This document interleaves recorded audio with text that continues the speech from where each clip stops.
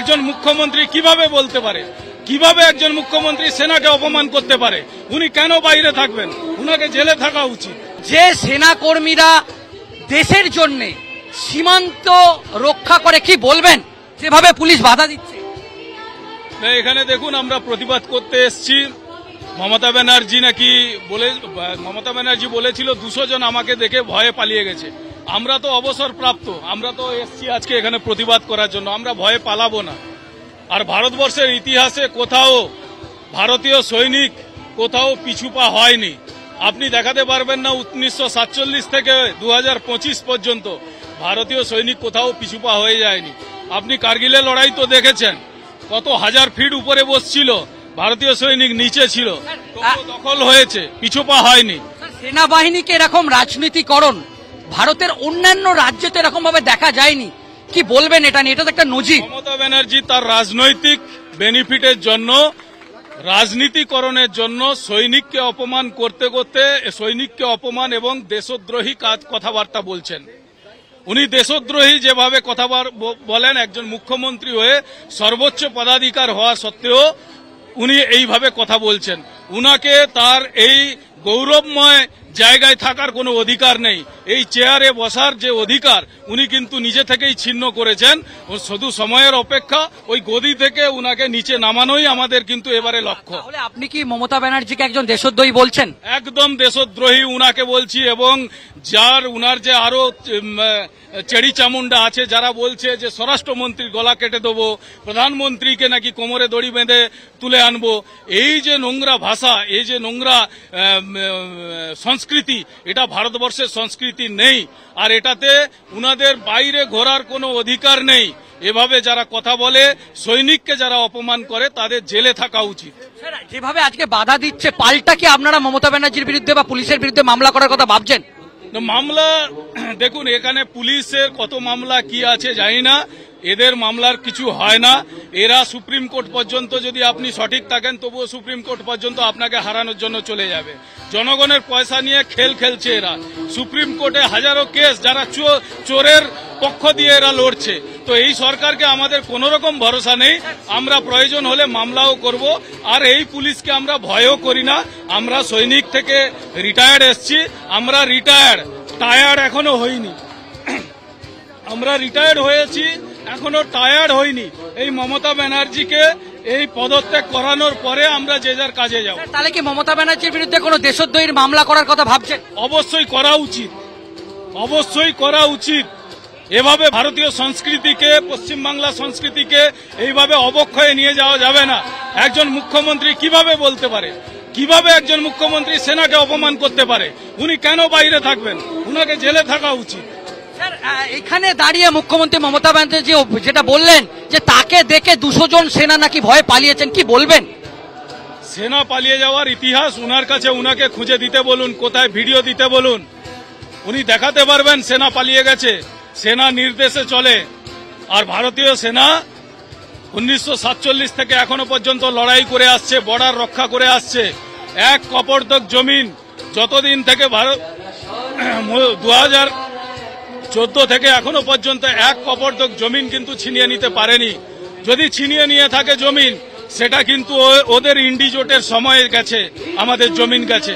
আপনারা গলবান ঘাটির দেখেননি, কার্গিল দেখেননি, সার্জিক্যাল স্ট্রাইক দেখেননি, সিন্দুর অপারেশন দেখেননি, কোথায় পিছিয়ে গেছে। আর মুখ্যমন্ত্রী এত বড় হনু যে ওকে দেখে পালিয়ে যাবে আমরা, আমাদের সৈনিক পালাবে না। স্যার, আজকে এমন একটা বিষয় হয়ে গেল যাতে প্রাক্তন আপনাদের সেনাকর্মী ভার্সেস তৃণমূল কংগ্রেস এবং পুলিশ, কি বলবেন? দেখুন, আমরা এদেরকে ভয় পাই না, না তৃণমূল কংগ্রেসকে ভয় পাই, না তৃণমূল কংগ্রেসের যে চটি চাটা পুলিশকে আমরা ভয় পাই। আমাদের সাথে সংঘর্ষ যদি সামনাসামনি করতে আসে, আমরা কিন্তু লড়াই করে নেব। আমরা বুঝি, আমরা জানি, লড়াই করতে জানি, আর এদেরকে পরাস্ত কিভাবে করতে হয় আমরা জানি। আর আপনি কোর্ট কাছারি বলছেন, আমাদের উপরে যদি করে আমরা দেখে নেব, আর পাল্টাও আমরা দিতে জানি। আমরা ভয় করি না, মমতা ব্যানার্জিকে আমরা ভয় পাই না। অবসরপ্রাপ্ত যারা সৈনিক রয়েছি, আমরা মমতা ব্যানার্জিকে ভয় পাই না। এই চোর মমতাকে আমরা ভয় পাই না। আমাদের যে 10% কোটা এক্স সার্ভিসম্যানের, এটাও চুরি করেছে এই মমতা ব্যানার্জি। সেই জন্য এই মমতা ব্যানার্জিকে আমরা ভয় করি না। স্যার, ইতিমধ্যেই তৃণমূল কংগ্রেসের পক্ষ থেকে বলা হচ্ছে যে আপনাদের এই সভাতে শুভেন্দু অধিকারী আসবে, এটাও তো একটা রাজনীতিকরণ, কি বলবেন? দেখুন, শুভেন্দু বাবু রাষ্ট্রবাদী মানুষ তো আসবেই। আপনি আসুন না রাষ্ট্রবাদী যদি হন, আপনি তো রাষ্ট্রবিরোধী। আমরা রাষ্ট্রবিরোধীকে পছন্দ করি না। রাষ্ট্রের সেবা করে এসছি, বর্ডারে কাটিয়ে এসছি। আমরা যারা এখানে বসে আছি, কেউ কার্গিল লড়াই করেছে, কেউ 1972-71 লড়াই করেছে, 1965 লড়াই লড়ারও লোক এখানে বসে আছে। তো এরা যখন আছে, আমরা তো রাষ্ট্রকে রক্ষা করার জন্য আসছি। তো রাষ্ট্রকে রক্ষা করার জন্য আসছি। শুভেন্দু বাবু আসছেন, রাষ্ট্রবাদী মানুষ হয়ে এখানে আমাদের সাথে দেখা করতে আসছেন। তো আমরা ওয়েলকাম। আপনি আসুন না আমাদের সাথে দেখা করতে। প্রধানমন্ত্রী নরেন্দ্র মোদীজি যায় কার্গিলে। তাহলে কি মমতা ব্যানার্জির বিরুদ্ধে কোনো দেশদ্রোহীর মামলা করার কথা ভাবছেন? অবশ্যই করা উচিত, অবশ্যই করা উচিত। এভাবে ভারতীয় সংস্কৃতিকে, পশ্চিমবাংলা সংস্কৃতিকে এইভাবে অবক্ষয়ে নিয়ে যাওয়া যাবে না। একজন মুখ্যমন্ত্রী কিভাবে বলতে পারে, কিভাবে একজন মুখ্যমন্ত্রী সেনাকে অপমান করতে পারে? উনি কেন বাইরে থাকবেন? উনাকে জেলে থাকা উচিত। স্যার, এখানে দাঁড়িয়ে মুখ্যমন্ত্রী মমতা ব্যানার্জি যেটা বললেন যে তাকে দেখে 200 জন সেনা নাকি ভয়ে পালিয়েছেন, কি বলবেন? সেনা পালিয়ে যাওয়ার ইতিহাস উনার কাছে, উনাকে খুঁজে দিতে বলুন, কোথায় ভিডিও দিতে বলুন। উনি দেখাতে পারবেন সেনা পালিয়ে গেছে। সেনা নির্দেশে চলে। আর ভারতীয় সেনা 1947 থেকে এখনো পর্যন্ত লড়াই করে আসছে, বর্ডার রক্ষা করে আসছে। এক কপর্দক জমিন যতদিন থেকে 2014 থেকে এখনো পর্যন্ত এক কপর্দক জমিন কিন্তু ছিনিয়ে নিতে পারেনি। যদি ছিনিয়ে নিয়ে থাকে জমিন, সেটা কিন্তু ওদের ইন্ডিজোটের সময় গেছে, আমাদের জমিন গেছে। আপনারা গলবান ঘাটির দেখেননি, কার্গিল দেখেননি, সার্জিক্যাল স্ট্রাইক দেখেননি, সিন্দুর অপারেশন দেখেননি। কোথায় পিছিয়ে গেছে? আর মুখ্যমন্ত্রী এত বড় হনু যে ওকে দেখে পালিয়ে যাবে আমরা? আমাদের সৈনিক পালাবে না। স্যার, আজকে এমন একটা বিষয় হয়ে গেল যাতে প্রাক্তন আপনাদের সেনাকর্মী ভার্সেস তৃণমূল কংগ্রেস এবং পুলিশ, কি বলবেন? দেখুন, আমরা এদেরকে ভয় পাই না। না তৃণমূল কংগ্রেসকে ভয় পাই, না তৃণমূল কংগ্রেসের যে চটিচাটা পুলিশকে আমরা ভয় পাই। আমাদের সাথে সংঘর্ষ যদি সামনাসামনি করতে আসে, আমরা কিন্তু লড়াই করে নেব। আমরা বুঝি, আমরা জানি, লড়াই করতে জানি। আর এদেরকে পরাস্ত কিভাবে করতে হয় আমরা জানি। আর আপনি কোর্ট কাছারি বলছেন, আমাদের উপরে যদি করে আমরা দেখে নেব, আর পাল্টাও আমরা দিতে জানি। আমরা ভয় করি না। মমতা ব্যানার্জিকে আমরা ভয় পাই না। অবসরপ্রাপ্ত যারা সৈনিক রয়েছি, আমরা মমতা ব্যানার্জিকে ভয় পাই না।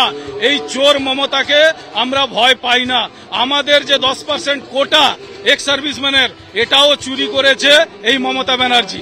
সেই জন্য এই মমতা ব্যানার্জিকে আমরা ভয় করি না। স্যার, ইতিমধ্যেই তৃণমূল কংগ্রেসের পক্ষ থেকে বলা হচ্ছে যে আপনাদের এই সভাতে শুভেন্দু অধিকারী আসবে, এটাও তো একটা রাজনীতিকরণ, কি বলবেন? দেখুন, শুভেন্দু বাবু রাষ্ট্রবাদী মানুষ তো আসবেই। আপনি আসুন না রাষ্ট্রবাদী যদি হন, আপনি তো রাষ্ট্রবিরোধী। আমরা রাষ্ট্রবিরোধীকে পছন্দ করি না। রাষ্ট্রের সেবা করে এসছি, বর্ডারে কাটিয়ে এসছি। আমরা যারা এখানে বসে আছি, কেউ কার্গিল লড়াই করেছে, কেউ 1972-71 লড়াই করেছে, 1965 লড়াই লড়ারও লোক এখানে বসে আছে। তো এরা যখন আছে, আমরা তো রাষ্ট্রকে রক্ষা করার জন্য আসছি। তো রাষ্ট্রকে রক্ষা করার জন্য আসছি। শুভেন্দু বাবু আসছেন, রাষ্ট্রবাদী মানুষ হয়ে এখানে আমাদের সাথে দেখা করতে আসছেন। তো আমরা ওয়েলকাম। আপনি আসুন না আমাদের সাথে দেখা করতে। প্রধানমন্ত্রী নরেন্দ্র মোদীজি যায় কার্গিলে।